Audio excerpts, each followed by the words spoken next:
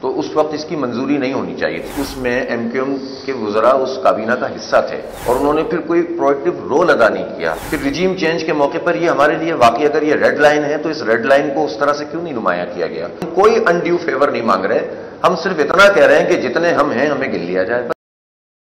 ہمارا اختلاف یہ ہے کہ ماضی میں جب یہ پچھلی مردم شماری تھی تو اس وقت اس کی منظوری نہیں ہونی چاہیے تھی۔ اس میں ایم کیو ایم کے وزراء اس کابینہ کا حصہ تھے اور انہوں نے پھر کوئی پرویکٹیو رول ادا نہیں کیا۔ اگر وہ ہو گیا تھا تو اس پر کوئی رول ادا کرتے نا۔